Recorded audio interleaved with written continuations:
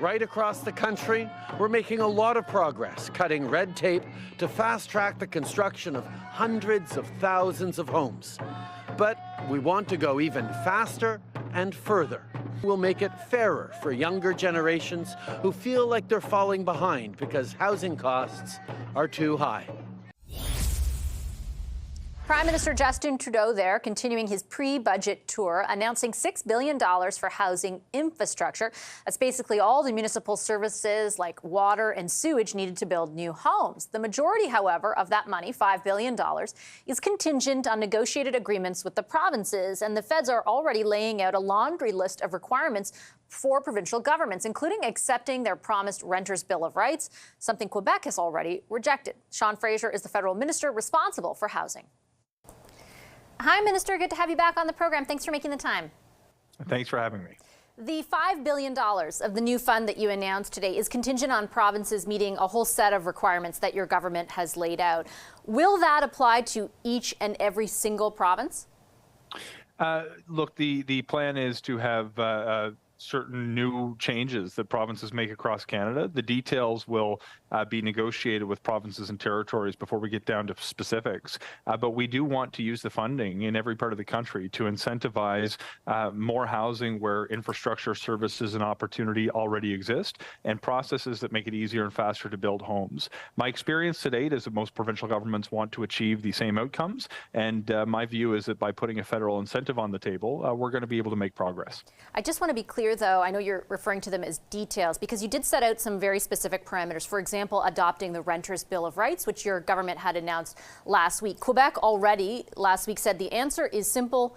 It's no. That was the Canadian Relations Minister of that exact piece of legislation or whatever it ends up being that you were referring to. So will infrastructure money to Quebec, for example, be contingent on adopting a Bill of Rights for renters or other things that you've announced so far? We intend on this specific fund, by the way, which is a federal fund that provinces can choose to negotiate or not negotiate over with us.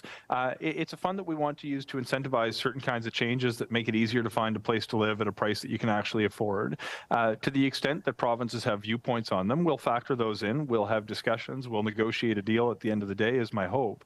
But we want to insist that we're able to make meaningful changes that make it easier to build homes more quickly and provide greater protections to people who are trying to either get into the market or to find a place to rent that they can afford. I think it's premature to declare what an outcome may be, but my sense is in Quebec and with every other province, to date we've had very good relationships in my the engagements that I've had, and I'm looking forward to an opportunity to advance priorities that we share, not to adopt a paternalistic approach, but to do something that I hope we all care about, which is to make it easier to find a home for people who are having a difficult time affording one. If you didn't intend for it to be paternalistic, why so much detail about what conditions provinces would have to meet in order to access that $5 billion? For example, you'll have to allow fourplexes. You will have to freeze municipal development fees when local populations are greater than 300,000 people. You'll have to implement, as I mentioned, federal guidelines on protections for home buyers and renters. You've already laid out that level of specificity, and now you're saying that you're not trying to be paternalistic. Can you understand how provinces would view it differently? Look, everyone's going to have their own perspective on it, but the reason that we wanted to spell out the detail was not out of a sense of paternalism, but out of the need to move quickly to address a national housing crisis. Speed is paramount. We have absolutely no time to waste. There are too many people living without a home that they can actually afford, and we want to change that.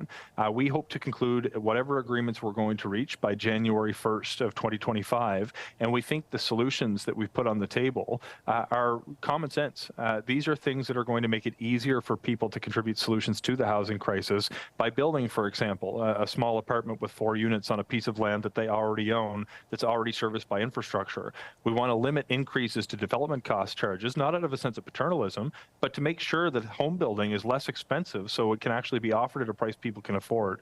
The kinds of things that we're putting on the table for these discussions with provinces and territories are solutions that we know will have a meaningful and positive impact when it comes to building homes more quickly, and we're going to do what it takes to solve the national housing crisis. We hope the provinces will join us at the table to advance these interests. Just to be clear, Minister, in the case of Quebec, Is this a case of your government putting money on the table that ultimately they'll be able to be in receipt of without any strings attached? Because that is the case in other federal programs where they do end up taking the money and they're allowed to by the federal government and doing what they want to do with it. They have insisted on no strings attached. Will that happen in this instance?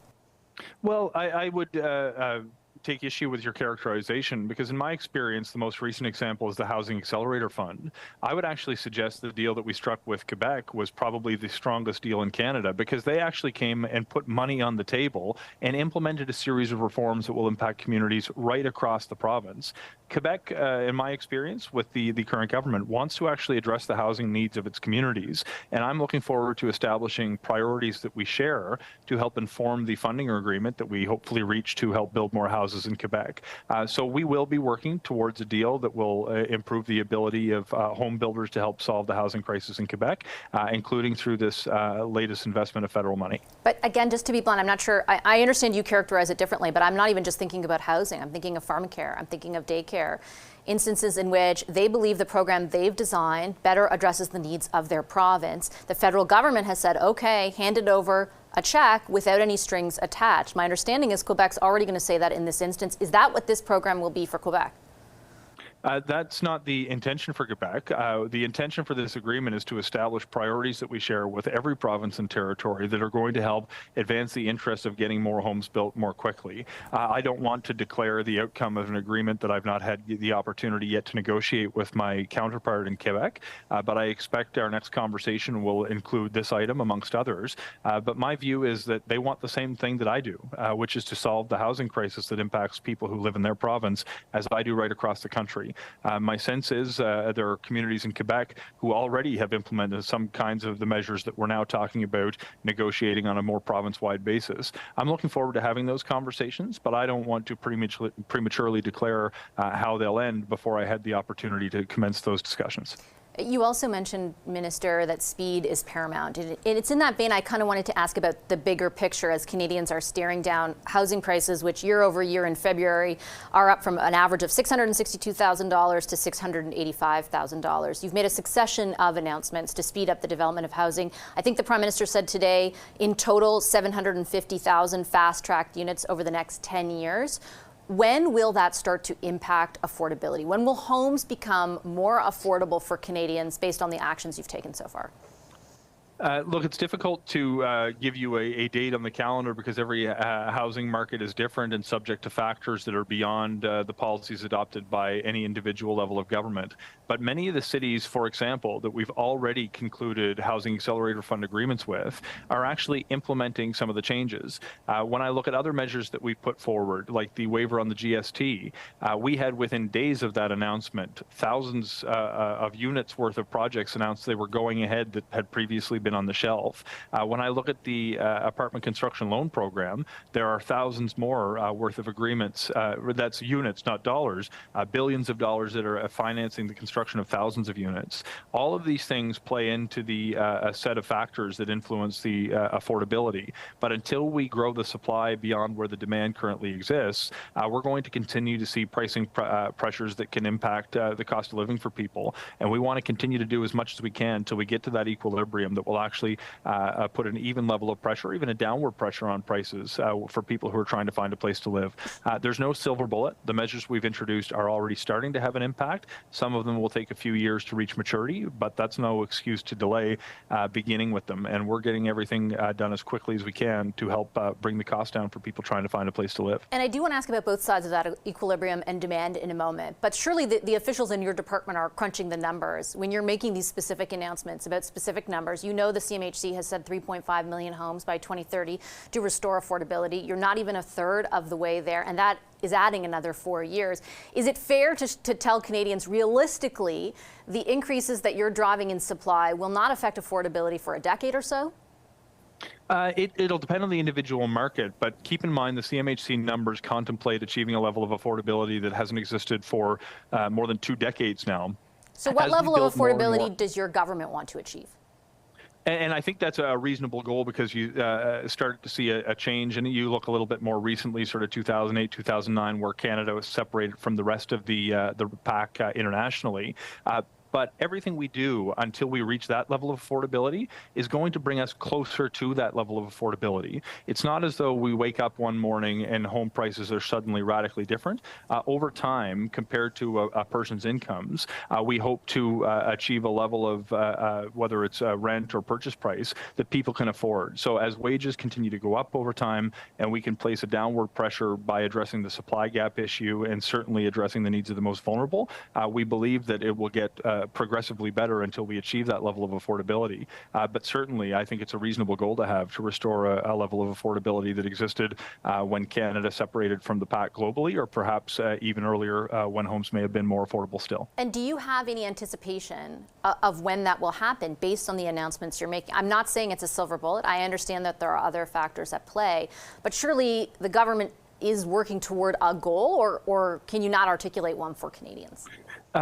Certainly, and in fact, as I shared today, we're going to be releasing a comprehensive plan to address the national housing crisis in advance of the federal budget, and more detail about the path forward and the policies we're putting in place to help us get there will be included in the document to be published within the next few weeks.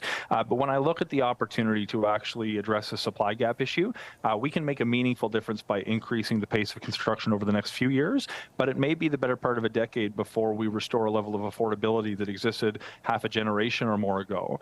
We have to be open and honest about the fact that some of the solutions we're putting on the table aren't going to change everything for everyone overnight. They can start to have an impact right away, but some of them may take a decade to fully mature. And let me ask about the other side of the equation then, because if supply understandably takes a while to have the impact that Canadians are looking for, demand can affect things a bit quicker. And in particular, something the Prime Minister said today, in which he admitted that immigration has, quote, grown at a rate far beyond what Canada has been able to absorb.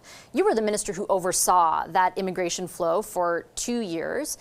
Do you need, as a government, to start pulling more levers on that side of things? I know that you've directly addressed now temporary foreign workers as well as foreign temporary student visas. Do you anticipate that's the end of the picture and you will stick with that permanent immigration cap that you've put in place, or does that need to be re-examined as well? No, my view and the view of Minister Miller that he expressed when he tabled the most recent immigration levels plan was that the permanent residency numbers are in the right place. We're growing our permanent population at a pace we can handle, and in fact, the benefits to Canada are numerous and significant. If you look at the labor force growth in this country, about 100% of it is driven by immigration. 50 years ago, there was 7 workers for every retiree. Today, that number is closer to 3. And we have demographic challenges and economic challenges that immigration can help solve. The challenges that we've experienced have largely been on the temporary side of the equation. These are programs that are not subject to a level that's typically set by the government, but driven by demand, either by institutions like colleges and universities or by employers who tap into the temporary foreign workers program. I'm fully supportive of the measures that Minister Miller has put in place, and in fact was working towards some of them before the most recent cabinet shuffle. But in fact, reducing the overall portion of the population that's made up of temporary residents could have a positive impact on housing pressures that we're seeing in communities as we continue to accommodate longer-term population growth through a sustained and well-planned permanent residency immigration strategy. Respectfully, Minister, though, those numbers in international students didn't just pop up overnight. In fact, they increased quite substantially while you were minister, and your government didn't pursue any of those policies. I understand what you're saying, that it's not the same as permanent immigration, but now you have imposed caps, a policy lever that was available to you earlier. The Canadian press reported that your department, when you were minister, was warned about the very specific impact temporary immigration as well as permanent immigration could have on housing prices, and yet you chose at that juncture not to act. Is it political that you're deciding now to act? And why didn't you before? Well, in fact, if you go back to some of the interviews that I would have given in the spring before the cabinet shuffle, I was talking very openly about the need to do the kinds of things that Minister Miller now has announced and put in place. If you look at some of the challenges that existed at the time, what we ended up seeing was multiple cohorts of students running into one another. At the same time, the colleges and universities were increasing international student enrollment far beyond what was projected to deal with revenue challenges that they were having coming out of the pandemic. We had had, when the borders were closed, a couple of years where students weren't actually coming to Canada. When the borders opened back up and we saw multiple cohorts come to arrive at once, and the number of study permits rather that institutions were requesting was growing rapidly, we had a huge number of people who arrived more or less at the same time. Respectfully, Minister, you weren't powerless. Clearly now you've instituted policies that show you weren't. And that's why we started down this path. So upon my appointment to the position, as the borders were first opening up, we started to see that there was an increase, but we didn't project it was as significant as what it ended up being with multiple cohorts running into each other. When we came to understand the impact, particularly on certain communities where there was an absolute explosion impacting local markets, we made a decision to develop new policy authorities. And if you go back to some of the comments that I would have given in response to interviews around this specific issue at the time, you'll see that we were moving towards a system that was going to restrict access to the international student program in particular, where institutions were bringing people in without a plan to house them, without a plan to support them. So from my perspective, it was a path that we were going down, that we need to continue to go down, to allow communities to plan for population growth. There were some unique challenges that arose at the time as the borders reopened and we had several years worth of people seeking to come to Canada at once. But we're addressing those challenges as they arrive, and I'm confident that we're on the right path now, both to address the severe shortage in housing supply and to ensure that communities are welcoming a number of people that can sustainably be welcomed into their communities. Minister, I'm out of time. I'll leave it there. I appreciate your time as always. Thank you. A pleasure. Thanks so much, Vassy.